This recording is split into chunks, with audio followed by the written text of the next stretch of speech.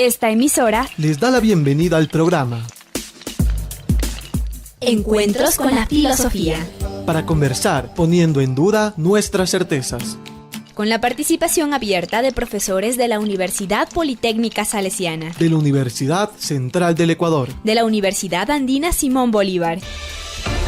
Encuentros con la Filosofía. Se difunde semanalmente por las emisoras universitarias Infinito Digital, Voz Andina Internacional y Radio Faxo. Abrimos nuestros micrófonos.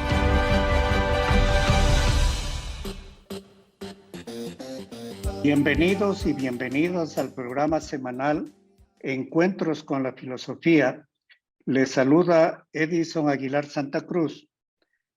Encuentros con la Filosofía propone, con la colaboración de docentes universitarios, abordar en media hora un tema de la vida cotidiana desde una perspectiva filosófica. Es una propuesta para repensar la existencia humana desde la filosofía, precisamente ahora que vivimos situaciones tan difíciles como la pandemia COVID-19, que no se ha terminado, y la guerra Rusia-Ucrania, además de toda la incertidumbre que vivimos a nivel local. Saludamos a Tito Chela, quien desde la cabina de Radio Voz Andina Internacional y los medios virtuales hace posible estos encuentros. Con nuestro agradecimiento damos la más cálida bienvenida al invitado de esta semana, César Solano. Él es de Cuenca, licenciado en Filosofía por la Universidad de Cuenca, máster en Estudios Ibéricos e Iberoamericanos por la Universidad Católica de Leuven, Bélgica. Es doctor, es PhD en Filosofía, director de la carrera Pedagogía de las Artes y las Humanidades y docente en las carreras de Filosofía y Cine de la Universidad de Cuenca. Es docente invitado en la carrera de Teatro y en la maestría en Filosofía de la Universidad de la SUAY. Expositor en Bélgica, España, Colombia, Perú, México y Brasil. Tiene publicaciones en revistas nacionales e internacionales. Sus líneas de investigación: filosofía latinoamericana y ecuatoriana, filosofía del arte, filosofía del cine. Bienvenido, César. Muchas gracias por nuevamente esta invitación. Muy buenas tardes con todos y todas las y los radioescuchas que se unen a esta frecuencia para dialogar con la filosofía. Hoy nos encontraremos con el tema escogido por el profesor César Solano, narcisismo. Lo haremos en nuestros 3 segmentos. En el primero, denominado Vida Cotidiana, describiremos algunas referencias cotidianas al narcisismo. En el segundo segmento, Miradas Filosóficas, César Solano describirá sucintamente cómo la filosofía ha mirado y mira el narcisismo. Y en el tercer segmento, ¿qué más encontrar?, nuestro invitado compartirá su lectura del narcisismo en el cine producido en el Ecuador en los últimos años. la filosofía y la vida cotidiana. Espacio para pensar los usos de la filosofía en nuestro diario vivir.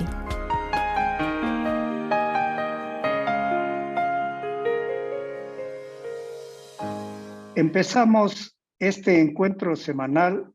Esta vez dialogamos con César Solano acerca del tema narcisismo.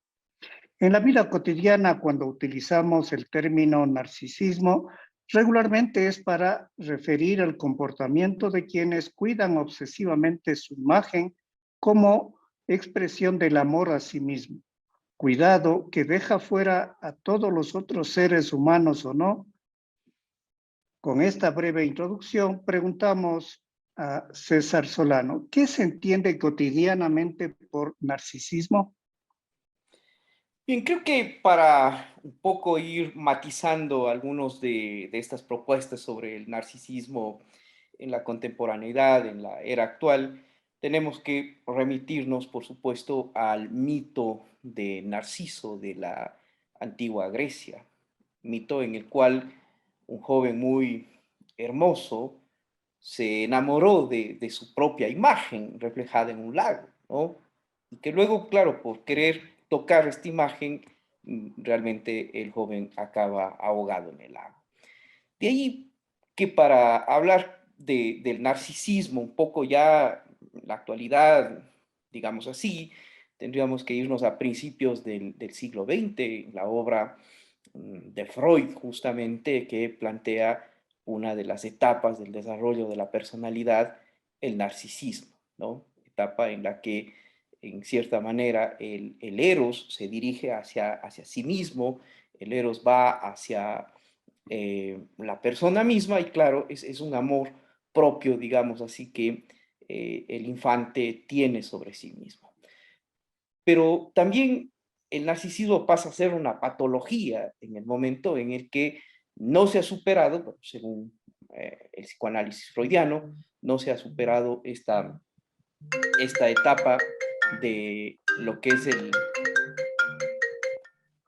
es el narcisismo, sino que más bien se tiende a tener ese amor propio exagerado, ese amor propio que en cierta medida desborda las expectativas, porque en realidad, claro, podríamos decir que una personalidad equilibrada tendría amor propio, pero cuando se extralimita esto es el momento en el que estamos frente a una patología. La lectura que realiza Gilles Lipovetsky sobre la cultura actual, digamos así, ¿no? Bueno, de finales, de principios del 2000, y podríamos incluso extenderlo hasta el momento, de la sociedad con valores fuertemente eurocéntricos, y que claro, en cierta manera a nosotros también acá en Latinoamérica nos ha tocado muy fuertemente esta cultura justamente centrada en el narcisismo, ¿no? Un narcisismo que pone como énfasis el cuidado del cuerpo, el cuidado de la belleza física, de la belleza personal.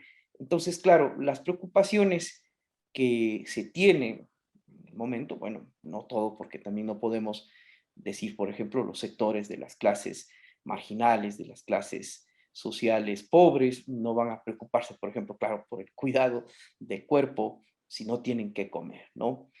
Pero las clases medias y las clases altas están siempre tendientes hacia eso, ¿no? Ir al gimnasio, ir a los spas, luego cirugías estéticas, etcétera, ¿no? Todo que es justamente esa propuesta del narcisismo, esa visión del narcisismo de el cuidado más que nada del cuerpo, de lo corporal, de lo físico. Y de esta manera, claro, en cierto sentido, Lipovetsky también señala que un poco este cuidado de sí mismo se va dirigiendo hacia una cuestión netamente egoísta, ¿no? Nuestra sociedad actual, basada en este narcisismo, tiene un fuerte componente de egoísmo, de individualismo, porque claro, de cierta manera me cuido a mí mismo, pero no me interesa cuidar a la otra persona, pero no me interesa incluso hacer sociedad en cierta manera, ¿no? Y si quizá esta lectura la llevamos hacia las redes sociales, ¿no? Que en la actualidad son uno de los mecanismos, una de las formas realmente de transmisión de información, de circulación de información, nos damos cuenta que en las redes sociales este narcisismo está presente, ¿no? Pensemos, por ejemplo, en Instagram, ¿no? Que parece ser que un poco, y bueno, TikTok que va superando al Facebook, que en un momento ha sido la red social que más consumidores ha tenido. Pero claro, cuando vemos nosotros en Instagram, por ejemplo, que gente común y corriente, ¿m? Se quiere transformar en una estrella, se quiere transformar en una supermodelo o supermodelo, ¿no? Nos damos cuenta de ese narcisismo basado en la imagen física que estamos viviendo en la actualidad. Y que claro, eso quizás podríamos decir, bueno, pero ¿qué problema tenemos en el momento en el que una persona quiere mostrarse en las redes sociales, en Instagram, por ejemplo, ¿no? Pero no nos damos cuenta que de fondo esto es justamente algo que está provocando una individualización muy fuerte en la sociedad, que está rompiendo el tejido de la sociedad, como lo habían pensado quizás eh, desde los años 50 del siglo pasado, ¿no? Como se había estructurado en cierta manera la sociedad desde los años 50 en adelante del siglo pasado hasta el 2000, que empezamos a notar que, sobre todo acá en nuestros países, que siempre hemos sufrido un poco más de retraso en ciertas cuestiones, estamos ya a la par de lo que está pasando en Occidente, en los países del primer mundo. Muchas gracias, César. Damos paso entonces al segmento Miradas Filosóficas. Las miradas filosóficas. Espacio para examinar enfoques y reflexiones filosóficas. Recordemos, estamos con César Solano en Miradas Filosóficas abordando el tema narcisismo. Por eso le preguntamos cómo la filosofía mira o ha mirado al narcisismo, el concepto narcisismo. Algo ya nos ha adelantado, pero quisiéramos ahondar, profundizar en esta temática. La lectura que Lipovetsky realiza en La Era del Vacío parece ser una de las más acertadas. Ahí justamente Lipovetsky comienza diciéndonos un poco, ¿no? Que en cada época de la historia humana se toma como figura central un dios griego, por ejemplo, ¿no? Un mito griego, un personaje de la mitología griega, quizás en un momento. Claro, cuando pensamos en la misma Grecia, por ejemplo, y la lectura que realiza Nietzsche el nacimiento de la tragedia, nos pone estas dos figuras justamente, ¿no? La de Apolo frente a Dionisio. Bueno, podemos hablar de otras etapas de la historia de la humanidad en las que se han ido presentando otros personajes de la mitología griega. Pero para esta época, para lo que él habla del posmodernismo, y bueno, en otros textos ya hablará sobre hipermodernidad, esta época está marcada por ese espíritu narcisista, ¿no? Por ese espíritu que, en cierta manera, representado por Narciso, está invadiendo todas las esferas de la vida humana, ¿no? En el caso, vamos hasta digamos, esa institución casi primaria que tenemos como seres humanos, la familia, ¿no? La familia se ve invadida por este narcisismo desde la lectura de Lipovetsky, porque los padres ya no tienen esa misma autoridad con la que antes, por ejemplo, los padres antes del 2000, podremos hablar en los años 90, en los años 80, en los años 70, tenían otra forma de relacionarse con sus hijos, ¿no? Es decir, nuestros padres, por ejemplo, se relacionaban con nosotros de otra forma, ¿no? Había, en cierta manera, una disciplina.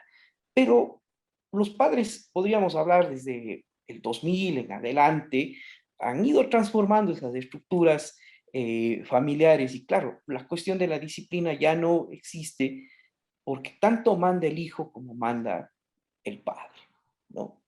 Entonces, en este sentido, claro, hay una pérdida de orientación. Y es porque los padres justamente han asumido este espíritu eh, narcisista, ¿no? Este espíritu de Narciso. Y claro, ya no tienen esa misma forma del cuidado que quizás nuestros padres tenían sobre nosotros, sino más bien se están preocupando en ellos, ¿no? Muchas veces vemos, por ejemplo, claro, ese miedo al envejecimiento. Cada vez vemos nosotros que, por ejemplo, la gente ya de 40 o más años ya no se viste como antaño, ¿no? Antes la gente de 40 años se vestía, por ejemplo, un poco más formal, quizás con saco, con corbata, en el caso de los hombres, en el caso de las mujeres, con vestidos, etcétera, ¿no? Pero en la actualidad vamos viendo que hay como un estilo de vestirse más juvenil, con jean, con zapatos deportivos, con camisetas. Y claro, eso muestra que los padres en la actualidad están en cierta manera prolongando esa etapa de la adolescencia, ¿no? Y claro, ¿cómo puede un adolescente, en cierta manera, plantear reglas, normas, disciplina a otro adolescente, ¿no? A sus hijos o a los niños, por ejemplo? Entonces, en ese sentido, claro, el narcisismo está trabajando hacia ese rumbo. Y esto repercutirá, por ejemplo, claro, en la cuestión de la educación formal, el momento en el que los niños van a la escuela, al colegio, también ya no encuentran figuras de disciplina, sino encuentran nuevamente adolescentes, ¿no? Porque un poco la figura de Narciso tenemos que ubicarla un poco más en la adolescencia, ¿no? En esa etapa de la vida, de los conflictos, de la búsqueda de la identidad y de una identidad que tiene que ver más con la imagen física que con la cuestión incluso intelectual o espiritual de los seres humanos. Entonces, esto hace, ¿no?, que en cierta medida las familias se vayan, el concepto de familia tradicional se vaya cada vez disgregando, se vaya cada vez separando, y esto, claro, provocará que la sociedad en general también sufra estas mismas disoluciones, estas mismas rupturas, ¿no? Antaño, uno de las premisas, digamos, que la sociedad en conjunto tenía era como trabajar para el progreso, ¿no? Incluso desde teorías filosóficas, el mismo Hegel, por ejemplo, cuando piensa en cómo está construida la historia, ¿no? Que es ese paso de que el espíritu cada vez se va conociendo a través de las diferentes etapas históricas hasta llegar a reconocerse a sí mismo, es una idea de progreso, ¿no? En el caso de Auguste Comte también, cuando habla sobre el progreso en la sociedad, que va desde una etapa inferior, ¿no? Esta etapa teológica, atraviesa por una metafísica y llega a una etapa positiva, progreso. Y claro, el pensamiento marxista es mucho más contundente en esto cuando en los modos de producción, ¿no?, que es lo que va presentando la historia, desde el esclavismo, pasando por el feudalismo, al capitalismo, y claro, con esa gran transformación que la revolución debería provocar, o bueno, provocó en cierta manera, históricamente hablando, ese paso hacia el socialismo y, por supuesto, hacia el comunismo, ¿no? Pero, claro, eso siempre que pensamos en un colectivo, la sociedad como un conjunto de personas que están luchando por llegar a eso. Pero ¿qué pasa en el momento en el que hay un completo egoísmo, una completa individualidad entre los seres humanos? ¿Qué pasa cuando la imagen es lo más importante frente a las grandes aspiraciones? La sociedad realmente ya no tiene esa capacidad para poder plantear un caminar hacia un futuro, un caminar hacia un progreso, un desarrollo de la humanidad, ¿no? Sino, en cierta manera, quizás pesimistamente hablando, podríamos pensar de un estancamiento de la sociedad, producto justamente de este espíritu narcisista. Muchas gracias, César.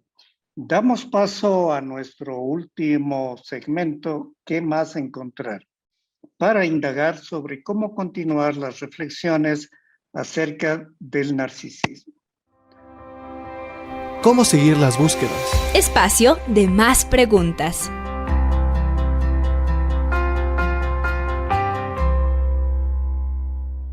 Hoy, en Encuentros con la Filosofía con César Solano, revisamos algunas referencias al narcisismo en la cotidianidad. Acto seguido, describió resumidamente una perspectiva filosófica acerca del narcisismo. Dado que es imposible agotar el tema, solicitamos a César para ahondar en esta temática y aprovechando que es una de sus líneas de investigación, comparta sus lecturas acerca del narcisismo en el cine producido en el Ecuador en los últimos años. Bien, tomando como punto de partida esta lectura que Lipovetsky realiza sobre el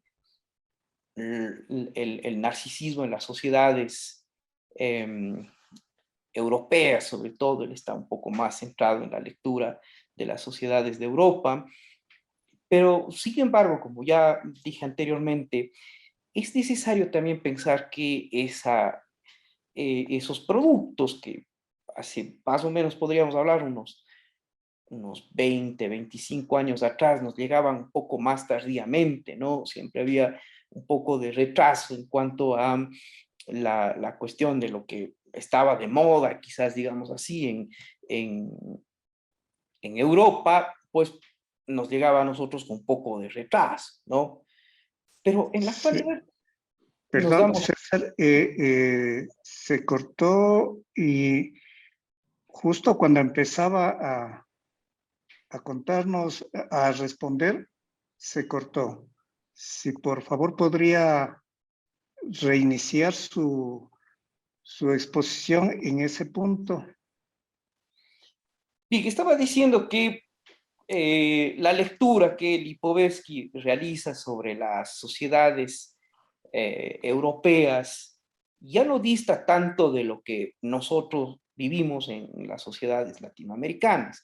Por supuesto que, centrándonos un poco en la cuestión económica y social, nosotros tenemos grandes conflictos económicos, sociales, que quizás no lo viven los europeos. Pero, sin embargo, en la actualidad, nosotros vemos, por ejemplo, cómo justamente esas influencias de estas formas del narcisismo van cobrando espacio en las producciones de cine ecuatoriano, ¿no? Un poco, si incluso hacemos una rápida lectura de lo que el cine ecuatoriano ha sido, en los años 90, por ejemplo, el cine de Camilo Luzuriaga intentaba, en cierta manera, pues llevar ciertas producciones de la literatura ecuatoriana a la gran pantalla, ¿no? Tenemos La Tigra, tenemos Entre Marx y una mujer desnuda, pero también luego hay una transformación hacia un cine que toma, por ejemplo, este realismo sucio como un punto de partida, ¿no? Y que un poco la temática social de los conflictos, sobre todo de las clases marginales, empiezan a tomar fuerza, ¿no? El cine de Sebastián Cordero está un poco direccionado hacia allá.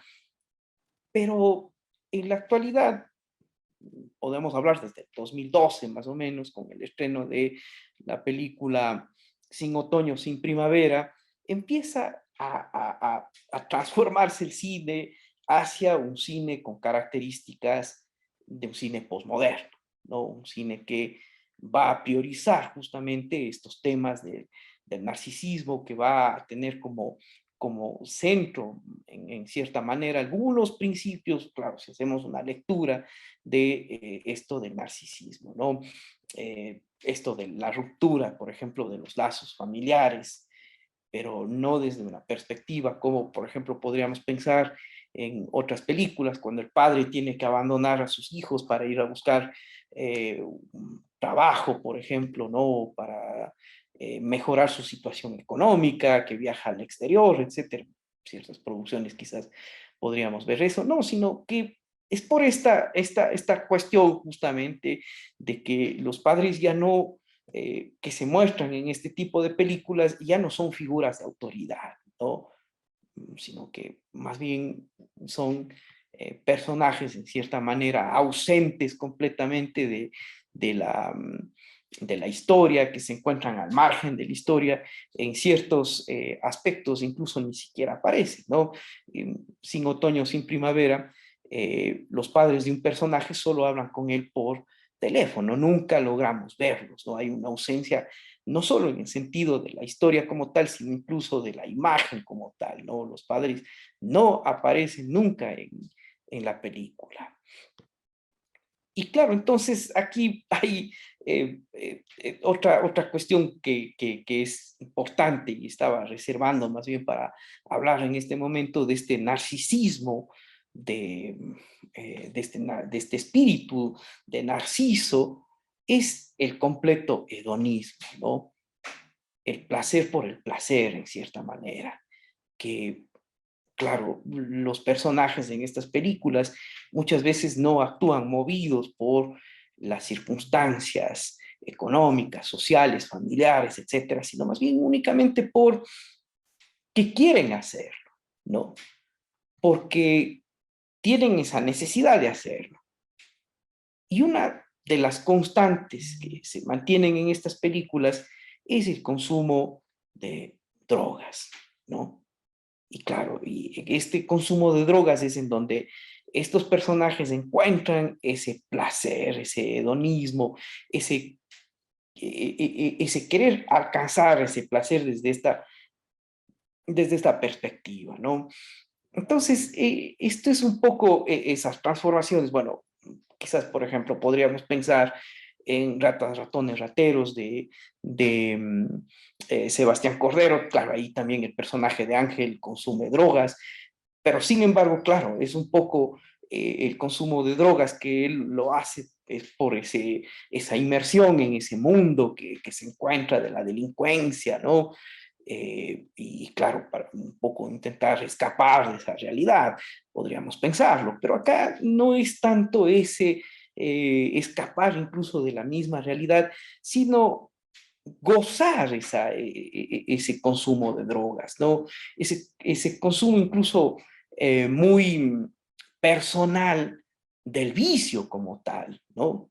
Del meterme en un vicio, del estar en un vicio y de esa forma, en cierta manera, claro, una completa autodestrucción del sujeto, pero sin embargo que le provoca en cierto momento gozo, ¿no? Placer, satisfacción personal. Y eso entonces es esas constantes que quizás, si vamos viendo otras películas, como el caso de Mejor no hablar de ciertas cosas, o Saudade, o Feriado, ¿no? Producciones que desde el 2012 empezaron a tener estas constantes que podemos quizás irlas viendo en las producciones del cine ecuatoriano. Es muy interesante esto, no solo en el sentido, claro, incluso cinematográfico como tal, sino también en el sentido filosófico, pues podríamos desde ahí ver que el cine empieza a ser como una especie de radiografía de lo que está ocurriendo en la sociedad ecuatoriana actual, ¿no? Y darnos cuenta cómo hay esos cambios, esas transformaciones que no distan mucho de lo que el cine nos está mostrando en la pantalla con lo que nosotros estamos viviendo el día a día. Entonces debemos entender desde esa perspectiva que estas historias que se nos están contando en el cine ecuatoriano no están muy alejadas de nosotros, ¿no? Sino que más bien quizás son los dramas que estamos viviendo a diario. Muchas gracias, César. Concluimos este encuentro semanal con la filosofía con nuestro agradecimiento a ustedes, radioescuchas, al invitado de esta semana, César Solano, y a Tito Chela en la cabina de Radio Voz Andina Internacional. Recuerde, recibimos sus comentarios y sugerencias al correo electrónico encuentrosconlafilosofía@gmail.com. Hasta el próximo encuentro con la filosofía. Agradecemos su sintonía a Encuentros con la filosofía. el programa que impulsa el filosofar como acción compartida desde las radios universitarias. Les invitamos a compartir las próximas emisiones de Encuentros con la Filosofía por esta emisora.